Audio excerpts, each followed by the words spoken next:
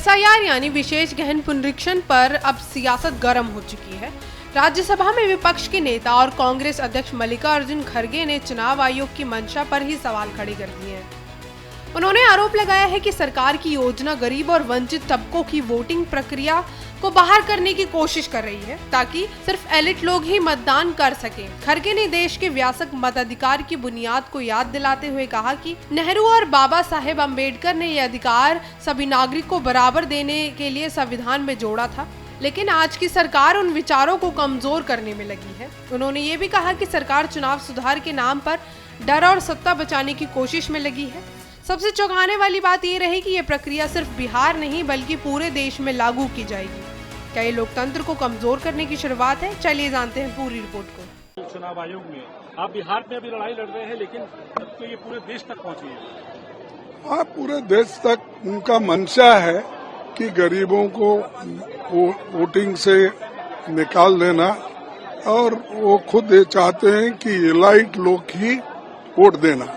जब adult franchise इस देश में लाया गया, पंडित जवाहरलाल नेहरू जी और डॉक्टर बाबा साहब अम्बेडकर, इन्होंने कहा कि अडल्ट फ्रेंचाइज इस देश के लिए जरूरी है क्योंकि इस देश में पढ़े लिखे लोग कम हैं, खेती बाड़ी के लोग भी कम हैं और बिजनेस करने वाले कम हैं और एम्प्लॉयमेंट भी गरीबों के पास नहीं है। इसीलिए हमको किसी को डिनाई न करते हुए हम लोग उन सभी को पावर देना चाहिए। एक झाड़ू मारने वाला भी हो या इस देश में टाटा, बिरला या अदानी, अंबानी जैसे लोग भी हो, सबको बराबरी का वोटिंग होना चाहिए।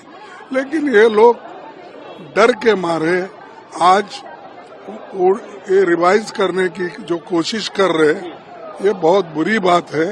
इससे देश का भी नुकसान होता है और लोकतंत्र का नुकसान होता है, और संविधान के तहत ये लोग नहीं चल रहे। वो अपने हुकूमत को बचाने के लिए बहुत से चीजें कर रहे हैं, लेकिन ये ठीक नहीं है। आज उन्होंने एक सर्कुलर निकाला, सिर्फ ये बिहार के लिए नहीं है, सारे देश में वो रिवीजन करेंगे, तो ये ठीक नहीं।